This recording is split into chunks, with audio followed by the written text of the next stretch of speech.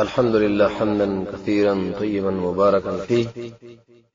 والصلاة والسلام على سيد الأنبياء والمرسلين محمد وعلى آله وأصحابه أجمعين. أما بعد، خبر اسمه وسوسو بديك شروع عيد ميلاد النبي یا په بل تعبیر باندې د مولود شریف منزله په دین د اسلام کې څنګه دي او څنګه نه دي. لله الحمد. لکه څنګه چې شیخ الاسلام ابن تیمیه رحمه الله دا خبره ذکر کړې ده، رب العالمین په ټولو نعمتونو کې اساسي او بنیادی نعمت او لوی نعمت قرآن او سنت ته د دین د اسلام هر مسله قرآن او سنت تفصیلی مسلې سره تشریح کړې ده. مخکې دې چې دا خبره شروع کوي چې د میلاد ایجاد کوونکي څوک او د دې خلکو دلایل څه دي،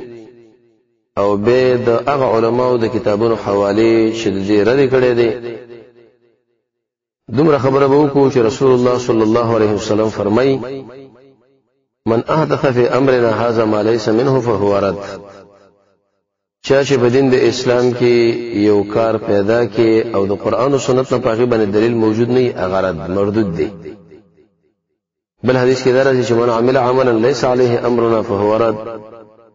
چا چې د شو عمل وکړي چې پاغي باندې زموږ د قران او سنت نه چیرته دلیل موجود نه نو دا مردودي، دا بردي، قابل د قبولیت والا بنئ.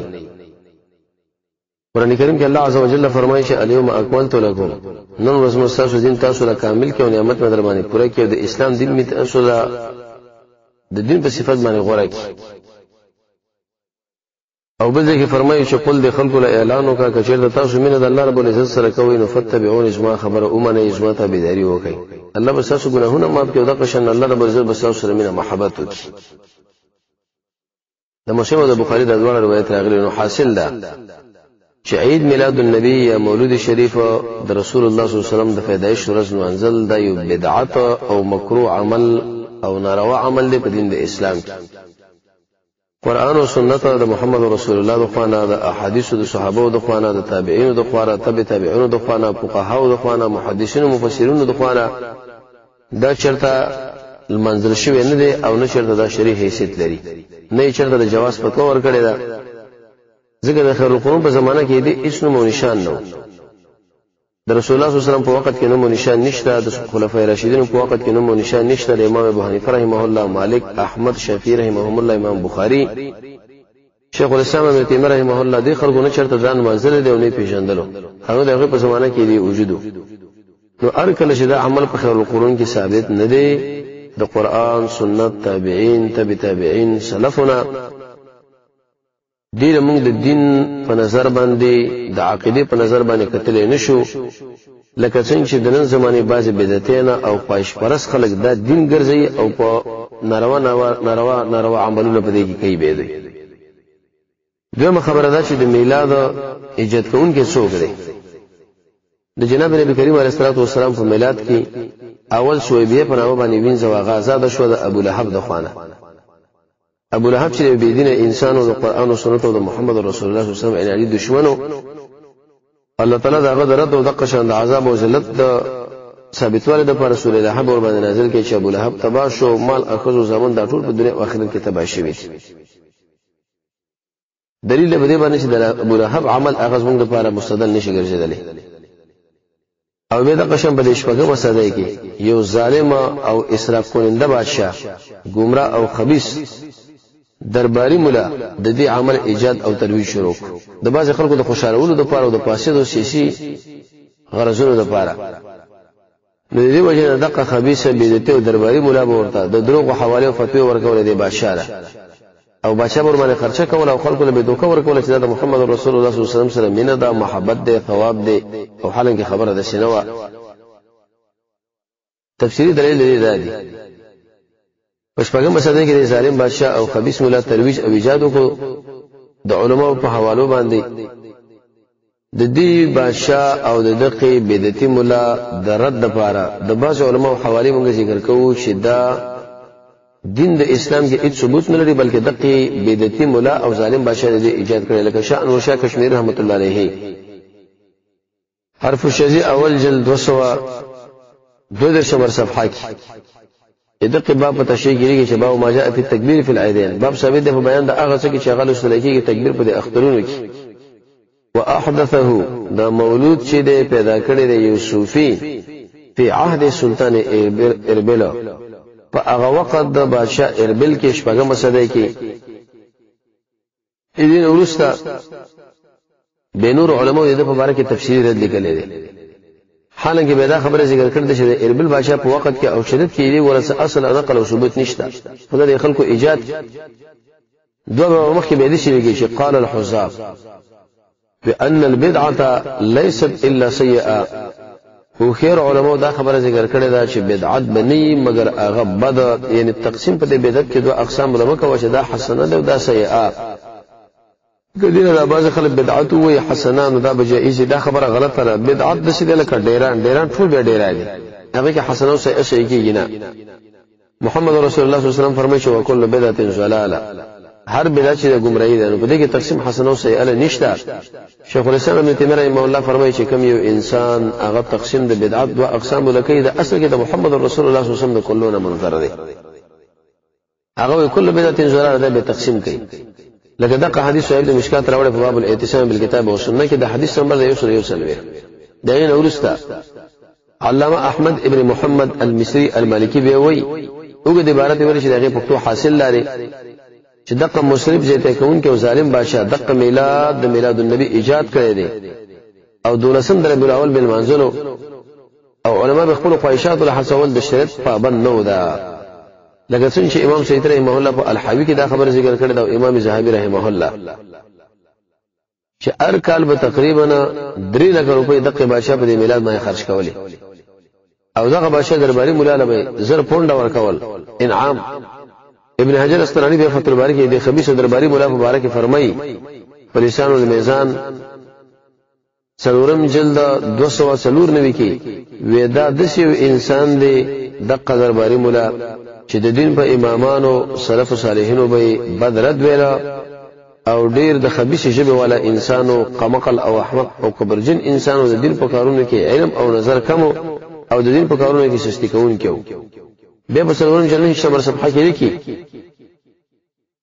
چې قال ابن النجار هغه دا خبره ذکر کړي رأيت الناس مجتمعين على كذبه وزعفه مریدلی دا ټول علما چې هغه اجماع کړي د په تکذیب باندې او د قشن د په ذوب باندې علامه ابن حجر دا خبره ذکر کړي دا چې علماء د په د باندې رد کړي دي او د ذوب ثابت کړي او دروغ ثابت کړي دي شیخ الاسلام ابن تیمیه رحمه الله په اقتضاء صراط المستقیم کې به وایي دویم جلد 615 نمبر صفحه کې لم يفعله السلف وإذا عمل چرته سلف نه دی کړي یعنی سلف صالحینو د قعید میلاد النبی منو کړي نه دی منزل نه دی چې هغه د محمد رسول الله صلی الله علیه وسلم سره ځای ته مين لرله او هغه ډیر تعظیم او احترام لرلو په نسبت سره مونږ لا نو ار کله چې د رسول الله صلی الله علیه وسلم سره د هغه مين ځای ته دا هغه دا کار نه کوي دلیل به دی باندې چې په اسلام کې دی عمل هیڅ ثبوت نشته کوم خلک چې دا وجه جائز دي هغه باندې دلیل به لازم نشي دلیل راوړي یو سړی چې هغه صحابه دي تابعین دي تابعین دي محمد رسول الله صلی الله علیه وسلم سره ډیر انتهاجه ته مين لري هغه دی عمل نه کوي پروسه شپږم مسلې کې به سړی پیدا کیږي واغه ورته دین وای دا سره دین نه بلکې دا بدعت نه ناروا عمل لري د دې وجه علامه فقهانی دې فرمایي لا اعلم لهذا المولود اصلا في كتاب ولا سنه وچرته معنی معلوم کړي دي میلاد د لپاره اصل نه په قران کې او نه په سنت کې او نه د قشن د هغه علماو نه دې په باره کې څه خبره نقل لا چې هغه قدوه دي مشران دي په دین کې او هغه پنځه لګول او په آثار د متقدمین علماو بلکې دا چې بدعت ته باطل پرست انسانانو د قشن دا پیدا کړي دي ان په شریعت کې هیڅ اصل نقل او دلیل نه لري خواهش پرست دغه بدعت د خوراک د مفاد لپاره به دې ایجاد کړي دي حوی د امام شیخ رحمه الله اول جلد 203 نمبر صفحه به ابن امیر الحاج فالمدخل دویم جلد 209 نمبر صفحه کې دغه ځنیول ته 245 پورې شپاره صفحه را ډول باندې کړی دي او د دې مفاسد مکروهات او نقصانات په ګوتو کړی دي هغه به د شو چې بعض خلک دا ګمان کوي چې دا بل عبادت وي ثواب وي او اظهار د شاعر الله وي په دې کې به ثواب وي ولیکن دا په ډیرو حرام او بدعات باندې مشتمل او ډاکه عمل دی د کومه زمانه کې شمیداجین مولایان د قشند بيدینه پیران د عوامو دکاندارانو تاجرانو څخه چندې راټولوي او خوراکي مواد جمع کوي چې دا ثواب دی عبادت دی او د رسول الله صلی الله علیه وسلم سره محبت دی او تعظیم دی صدقې دي خیراتونه دی او خشه دی په دې کې د محمد رسول الله صلی الله علیه وسلم سیرت بیانېږي او هغه دی او دغه دی نو عوام خلک په دې باندې ګمان کوي هغه دا خبره ثابتې چې یقیني دا په واقع نفس امر کې یو خشه دی منګه په دې باندې چرته مار ولګو الله عز وجل او منګه د اعمال یو په وسو باندې حساب لیکن خبره به ده شنه ده وجه ده هر هغه عمل هر هغه صدقه قابل لقدر د رب العالمین په نسبت چې هغه کې د توحید عقیده او د سنت د طریقې برابرې چونکه په دې کې د سنت طریقه نشته لري نو دې وجه نه د انسان ساتل پکار دي بدقه ولادین د رسول الله صلی الله علیه وسلم او اهل سنت سره بغض او دښمنی کوي قسمه قسم فتوی ور باندې لګي چې دا وهابي دي سلفي دي اهل حدیث غیر مقلد حاله کې د مقلد ځکه چې هغه محقق دي ګمرو بيدین ورته وایي د دې وجنان چې ار کړه دا په ډیرو شیانو باندې ډیرو نقصانونو باندې مشتمل دی د دې نه بیزان ساتل پکار دي علامه احمد ابن محمد المغربي په خپل فتاوا کې لیکي چې قد اتفق اتفاق کړي د علماء المذاهب الاربعه علماء د سلور او مذاهب په ذم هذا العمل په بدید دقه عمل باندې ان دقه میلاد منزله په سلور او مذاهب کې خراب عمل دی بد عمل دی ناروا عمل دی درېمه خبره د میلاد پرد کې د باز علماء د کتابونو حواله سره موږ او تاسو ذکر کوو په دې مقام کې لکه امام نصر الدین په ارشاد الاخيار شلم نمبر صفحه کې مجدد الفسانی اغا په خپل مکتوباتو پنځم جلد 2 نمبر صفحه کې شیخ سرفراز خان صفدر سے صدام حنفی عالم دی پر سنت 14 نمبر صفحه کې تفهیم المسائل د مولانا گور رحمان څلورم جلد 313 نمبر صفحه کې شیخ الاسلام ابن تیمیہ رحمه الله په اقتضاء الصراط المستقیم 209 نمبر صفحه کې د دې تفصیلی رد کړی دی او د قشانه نور علماء لکه مجموع الفتاوى د شیخ ابن عثیمین اول جلد نمبر صفحه فتاوى اسلامیه اول جلد 9 نمبر صفحه مدخل د ابن ابي امير الحاج دویم جلد 19 نمبر صفحه دغیز نوې تر 115 پورې تقریبا 14 صفحې رد کړي دي په دې خبره کې چې دا میلاد یا مولود شریف نشته بلکې د بدعي عمل له ناروا عمل دی په دې کې برخه خصل لري پکار امام زاهبي او علامه ابن حجر د کتابونو اواله مخ کې ذکر شي به د دیوبند علماء حواله په دې خبره باره کې چې د میلاد حرام دی ناروا دی لکه به تور مثال فتاوی دیوبند اول جلد و د 338 نمبر صفحه نور تر 340 پورې مفتی رشید احمد صاحب په هغه مقام کې تفصیلی دغه درې نقصان ذکر کړی دي په دې عنوانونو باندې چې الف با او جیم عرف شدید امام کشمیری رحمه الله شرح رب ترمذی باندې اول جلد 210 نمبر صفحه اصلاح الرسوم د مولانا اشرف علي 98 نمبر صفحه مجموعه الفتاوى د مولانا عبد الحی لکنوی څلورم جلد 315 نمبر صفحه دقه شانه سنت او بدعات د مفتی موشفی سیوا په 9 نمبر صفحه فتاوی رشیدیه اغا د 3 نمبر صفحه 255 نمبر صفحه او په 255 نمبر صفحه کې رشید احمد سیوا به د دې میلاد یا د مولود تفصیل رد کړی دی فتاوی دارالعلوم دیوبند امداد المفتین دویم جلد 2 نمبر صفحه دغه نیولې تر 115 پورې مفتی کفایت الله په کفایت المفتی اول جلد 143 کې دې تفصیل رد کړی دی استاد احمدی ظاهری سیوا هغه مو کتاب لیکل ناروا بدعتونه او دودونه په 15 نمبر صفحه کې دې میلاد تفصیل رد کړی دی حاصل ده د میلاد د اثبات لپاره چې څومره خلکو کوشش کړي دی کوي یا اصل کاغذ د پانی توروي شرعي دلیل د قران نه شرعي دلیل د سنت نه شرعي دلیل د اجماع د امت نه صحیح قیاس او په خیر القرون کې هیڅ نقل او ثبوت نه لري او د ځانه جوړ شوی کتابونه او فتاوی او کاغذونه پوښتنه انګا ها هو دغه هغه لالاو کاکا ماما مراسه پیر سے صاحب زاده سے پاچا سے خواجہ سے میں سے سید سے خوبونه شیرونه کسی او نقلونه او حکایت نه چلیږي او نه د دین دی دین قران او سنت او په قران او سنت کې د عمل هیڅ ثبوت نشته لہذا میلاد مناوله یې منزله مولود شریف او په کې به د قشناتونه ویرو داخله په کې راجمه کېدل په 12 درجه الاول باندې بدعي عمل دی د دې ځان ساتل پکار ځکه میلاد النبی دین نه دی او نه ثبوت لري نه اصل لري نه نقل شته دې نقصان په المدخل کې دویم جلد 19 نمبر صفحه 345 پر 14 صفحه رد ابن امیر الحاج کړي دي اصل لږ دوه خبرې نه ولې اول دغه انسانان چې د میلاد النبی لپاره 12 د ربیع الاول خاص کوي. اول خود جناب نبی کریم علیه الصلاه والسلام پیدائش په 12 د ربیع الاول باندې یقیني ثابت نه لري، بلکې په تاریخ کې دا خبره مشهوره ده، لکه علامه ابن عبد البر په الاستيعاب اول جلد 114 صفحه کې لیکي چې بعض اهل علم او تاریخ والوي چې میلاد د پیغمبر علیه الصلاه والسلام پیدائش په 9 یا 12 شوی دی،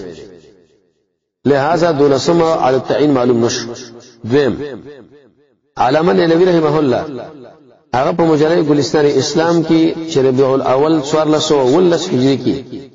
او مفتی محمد ایاز په عید میلاد النبی کې شریح حیثیت 22م 23م صفحو کې دا بحث کړی دی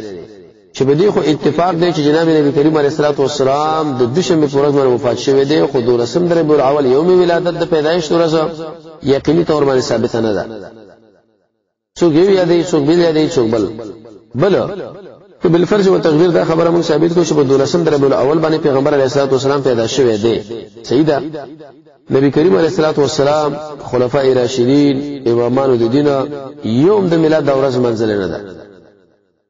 نو ارکل چې نه قران حواله ورکړی دا، نه حدیث کې حواله راغلی دا، نه صحابه کړي، نه تابعین، نه تابعین، نه بل دین به موږ دین نشو ویلو، نه دا دین دی. وجه دا ده علامه ابن کثیر د سوره احقاف د روایت په تشریح کې فرمایي ولسمه برایت چې اهل سنت والجماعت دا قانون او قاعده ده چې کوم عمل او وینا د رسول الله او د صحابه کرامو ثابت نه وینو هغه دین نه دی بلکې هغه بدعت. ځکه چې زمونږ د اصل او قانون دی نو میلاد بدعت ګڼو، زنه صحابه ویل دي نه د محمد رسول الله صلی الله علیه وسلم په حدیث کې ثابت دی. ځکه دا قول او عمل کې شرط خیر وي نو به په کار ده چې صحابه کرامو د لمنډه راخښه ځکه خو دین مبارک ډېر انتهاجات حریصان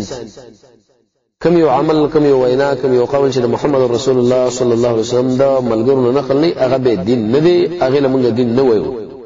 لہذا دغه میلاد او دا مولود شریف د رسول الله صلی الله علیه وسلم ملګرو صحابه دغه نور څه به تابعینو به تابعینو منو کړي نه دي، منزل نه دي، موږ ورته نشو ویلې. کبل الفرج وتقليد 12 د ربیع الاول دین یوم ولادت نه یوم وفات هم ده. نو ارکل چې مولانا د دواړه سره راجمع کړی شوی نو مومن انسان لکه څنګه خوشحالي، شکر، غم او صبر ټول د شریعت سره برابرۍ. نو په شریعت کې زموږ د دین د مشرانو قرآن، سنت، صحابه، تابعین، تابعین د دې ورځې اهتمام په دې طریقه باندې کړي لکه دا میلادي نشي کوي، مولودي نشي کوي، نو لهدا دا دین نشو. یو دوه سوالونه داخله کوي دغه جوابات. اول د دوی دا خبره کوي چې موږ به محمد رسول الله صلی الله علیه وسلم سیرت بیانو هغه دغه بیانو. جواب دا دی چې د نبی کریم علیه الصلاه والسلام محبت او دغه سیرت بیانول ایواز 12 د ربیع الاول پر به خاصه دي. هر وخت په ارمیش کې بغیر 12 د ربیع الاول به ویل پکار. په دې میش کې به خبره باندې تخصیص کول خاص کول دا بدعي عمل دی. بلکې حتی تر دې پوري چې په کوم یو مجلس کې د محمد رسول الله تذکره او عمر د تذکره ونی شاغي چې هیڅ ته الله خیر ګڼي. نو په کال کې د ربیع الاول میش او بیا په دې کې 12 انتخاب ولا د بدعي عمل دی، ناروا عمل دی، هیڅ ثبوت په دین د اسلام کې نشته. دیم سوال داخله کوي چې نسوارا مسیحیان هغه د عیسی علیه السلام د میلاد د ورځ عنوانځي د قشن اندوان وغیرہ د خپل مشران د ورځ عنوانځي او موږ محمد رسول الله صلی الله علیه وسلم د ورځ نن منځو. د دې خلکو د جواب لپاره هم دغه خبره ثابت لري چې هغه د ورځ منځ موږ نن منځو دا غو سره مشابهت راځي. محمد رسول الله صلی الله علیه وسلم فرمایي چې من تشبه بقوم فهو منهم. کله چې یو سړی د یو قوم سره مشابهت کوي دا به د ابق او ګروپ او دماغه انسانانو دی. لکه دا حدیث امام ابو داود رحمه الله په کتاب اللباس کې ذکر کړی دا حدیث نمبر 3 نمبر باندې. د دې خلکو د مشابهت د وجه اسلام باندې موږ ځان ساتو. نو ارکلا چې د دې مشابهت په موږ ځان ساتو په کار دا چې موږ دا په 12 د ربیع الاول پورې خاص نکو او هغه کې د شمیلي جوړ نکو داخله راجمع نکو. دویم په دغه ورځ باندې بعضی خاص صدقې لباسونه تیاری داخله رخصتونه چټې کوي او د خصوص تل بعضی محافل نه دا مکروه ناروا عمل دی. ځکه دا د اسلام عمل نه دی او اسلامي خوشحالي او اختر دی او نو چرته نیک عمل دی. که چرته دا وینو په کار دا چې قران ویلې وي، سنت ویلې وي، صحابه ویلې وي، دې وجنه د دې اعمالو لپاره تخصیص دی ورځي یا د قشان د جمعې یا د میاشتې د بدعت او ناروا به ګرځي. او دا میلاد اختر ګرځول دا بل ناروا ده. ځکه په دین د اسلام کې دریم اختر به پیدا شو او حالانکه دین د اسلام د دوه اخترونه ویل دي چې وړي کې اختر دی او بل دا غټ اختر دی. د دې وجه د مسلم یو حدیث دی د حدیث نمبر دی 2909 نبی کریم صلی الله علیه وسلم فرمایي چې د تهجد لپاره د جمعې ورځ د نفل روزو لپاره دا مخاص کوي وجه دا ده چې تخصیص الله او رسول کې وشین کې بل څوک نشي کولای نو دغه تخصیص په رسول در بل اول باندې د پاره د میلاد د پیغمبر علیه الصلاه والسلام دا بل څوک نشي کولای الله رسول کړي نه ده صحابه کړي نه تابعین کړي نه لازم امتثال سات دې کې بل مسله دا چې بعض انسانان د محمد رسول الله صلی الله علیه وسلم په نوم باندې یو شی سروي نزل کی دا عبادت د غیر الله د شرک دی او دغه سروي او شیخ ولل حرام او ناروا دی ځکه چې دا په ذبح د ما اوهل به غیر الله کې راشي او نظر عبادت د غیر الله خو شرک دی دلیل دی سورہ انعام 15 نمبر آیت هل تم دغه مضمون ذکر کړی شوی دی چې د الله نه سوا د بل چا په نوم باندې شرک ذکر کول د کفر او شرک سورہ مومنون 15 نمبر آیت کې منع کړی د عبادت د غیر الله نه د غیر الله په نامه باندې نظر حرام دی هغه برابر خبره ده ک پیغمبر دی برابر خبره ده ک ولی دی برابر خبره ده ک قبر دی برابر خبره ده ک بت دی برابر خبره ده ک ونه ده برابر خبره ده ک غټه ده برابر خبره ده ک بادشاہ دی رئیس دی وزیر دی دربار دی وغیرہ دا ټول اې د دلیل به سورې بقره یو سل 3 نمبر آیت دویم سورې مائده 3 نمبر آیت دریم سورې انعام 15 نمبر آیت سرورم سورې نحل 15 نمبر آیت د زیاتو معلوماتو لپاره د سلو او مذاهب او تفسیر او د فقه کتابونو حواله به په زموږ استاد د شیخ السید عبدالسلام رحمه الله په تفسیر اول جل 509 نمبر صفحه نیولې تر 500 پورې او د امام بخاری رحمۃ اللہ علیہ د مذهب په کتابونو کې دغه بیان روا غنل شوی دی بلکې شرک ورته ویل د غیر الله په نامه باندې نظر لکه شامی دویم جل یو سل 28 نمبر صفحه تر 3 پورې مکتوبات د امام ربانی دریم جل یو نمبر صفحه د مکتوب نمبر د یو سلوي بحر رایق او چې هغه شرح د کنز دقایق ده دویم جل 298 نمبر صفحه فتاوا عزیزی اول جلد 3 نمبر صفحه کې لیکي چې داسې نظر کول دا حرام شرک او عبادت د غیر الله دی او دا شیخ ول حرام دی نو میلاد منزل ناروا او د عبادت لپاره تخصیصات د ځان جوړول بدعت دی او نظر د غیر الله حرام او شرک دی الله عز وجل دې زموږ سره راضي شي نو نتیجه دارو وتلا چې مولود شریف یا د عید میلاد النبی هیڅ اصل نه په قران کې شته نه په سنت د پیغمبر کې شته نه د صحابه په خبره کې شته نه د تابعین په خبره کې شته نه د تابعین په خبره کې شته کدا چرته خیر وي او دا چرته افضل او غوره عمل وي الله رسول صحابه موږ ترغیب را کړی هغه به د عمل کړی وي چې هر کله هغه د عمل کړی نه دی چې دولسم در اول اې د ورځ لپاره خاص کوله ناتونه او شیرونه وغیرہ دا پکې ویل هغه د خوانه شوی نه ده لہذا په دې کې د دې ورځې مناول او دا پروګرامونه پکې برابرول دا بدعت ته هر بدعت گمراهی ده په دې گمراهی نه ځان ساتل پکار دي اما د محمد رسول الله صلی الله علیه وسلم سیرت په هر وخت کې بیانول پکار دي نو د مولود شریف او د عید میلاد النبی ثبوت په دین د اسلام کې هیڅ نشته هیڅ شته نه اصل لري ځان ته ساتل پکار دي ټول مسلمانانو الله رب العزت موږ تاسو د قران او سنت صحیح بصیرت را نصیب کړي وصلی الله تعالی علی خیر خلقه محمد و آله و اصحابہ اجمعین برحمتک یا ارحم الراحمین